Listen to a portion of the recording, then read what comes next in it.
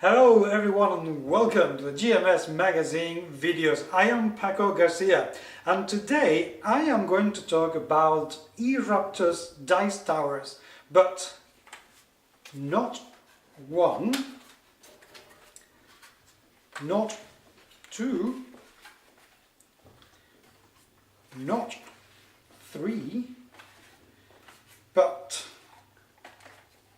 four of them, each one more complex and fancier than the previous one. But are they worth the amount of money that you have to spend to get your hands on them? Let's find out.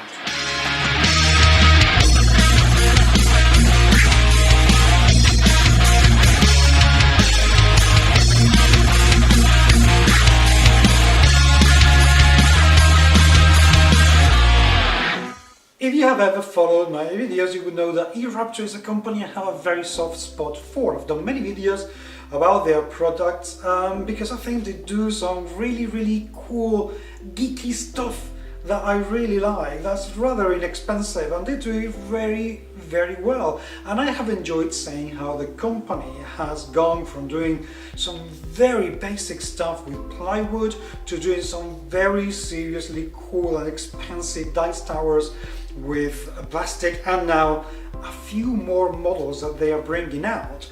Now these models, they have a particular thing that I have enjoyed seeing very much indeed, and two improvements way ahead of what they used to have before.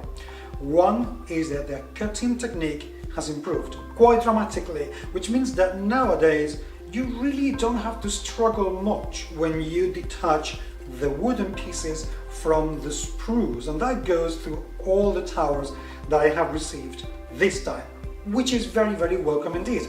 It doesn't always apply to when we have very thin gaps or very small pieces, but when you have something like this absolutely gorgeous dragon, it just comes out of the sprue. There's no risk of anything going wrong, which is absolutely excellent indeed. Also, they have become a lot better at slotting everything in. In the past, sometimes they used to be a little bit too tight. For this particular one, not anymore. It slots in perfectly well. And something else they have improved dramatically is in the quality of the printing. The colors are vibrant, bright. The design is just beautiful. Yes, this is very similar to a previous dragon dice tower that they used to have, but they have improved it a little bit. It looks absolutely gorgeous. They've paid a little bit more attention to detail, adding some details here, some ornaments, some flaming cuts to the base and to the lights themselves inside the tower, and they print it in both sides. And it looks amazing. It looks absolutely gorgeous on the table.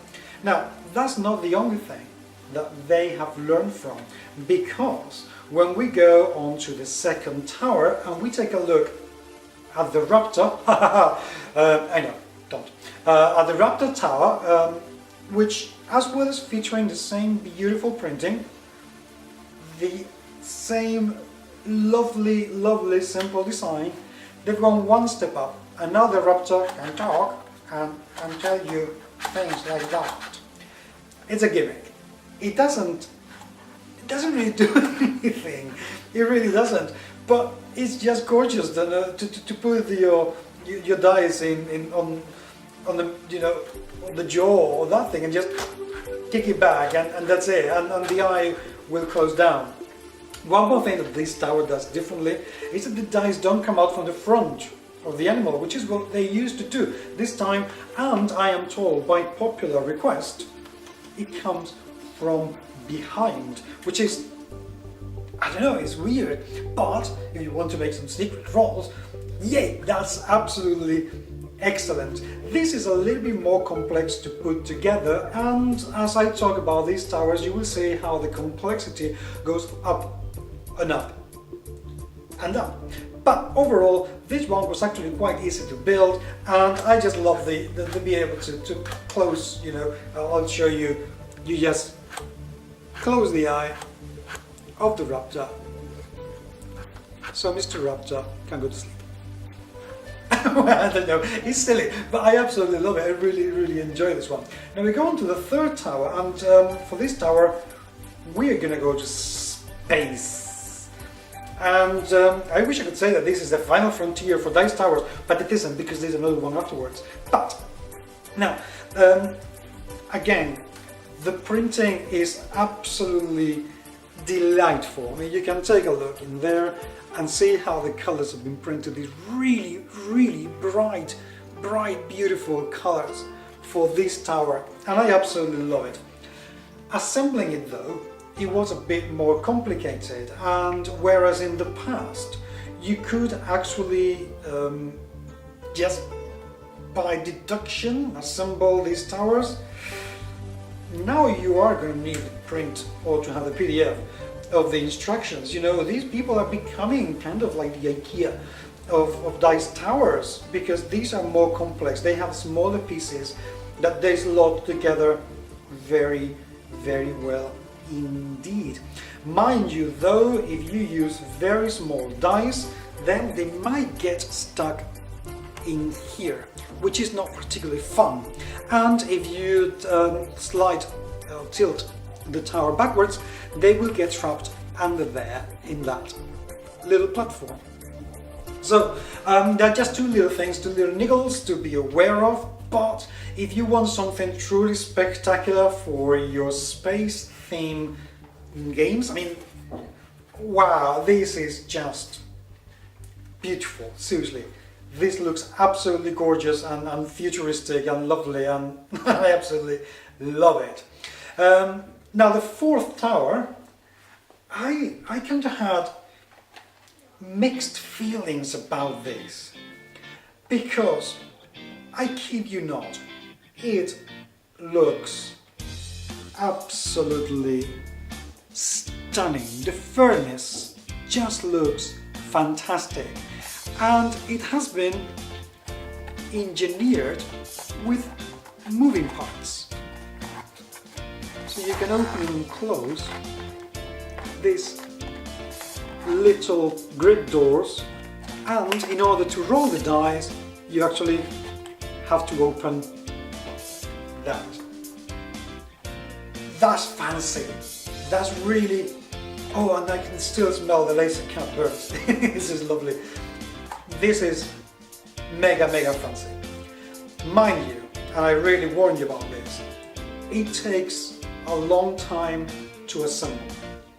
And also, and I'm told that they are looking into this as well, so by the time that you see this video it will have been sorted out. Also, some of the pieces, because they are very small, they fit together way too tightly, which means that it's a little bit hard to take the things in, and even harder to take them out. So if you make a mistake, like I did several times when I was assembling the pieces, you will end up with some broken ones, like I did.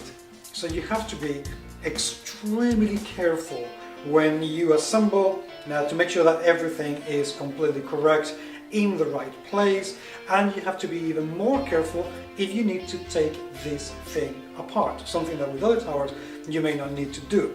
Having said that, this on the table is truly spectacular for your steampunk theme games.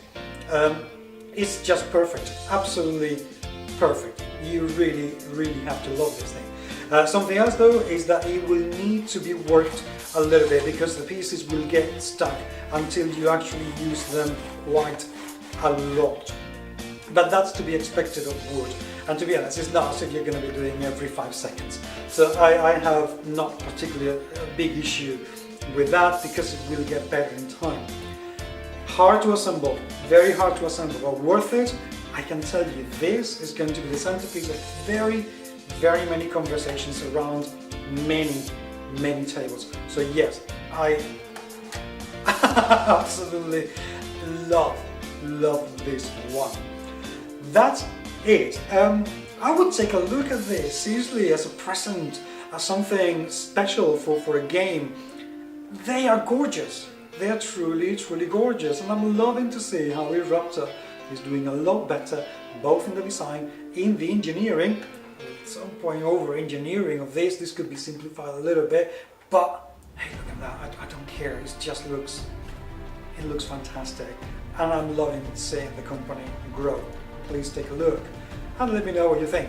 Do you use dice towers? And if so, how? What games do you use your dice towers for? I very much look forward to hearing from you.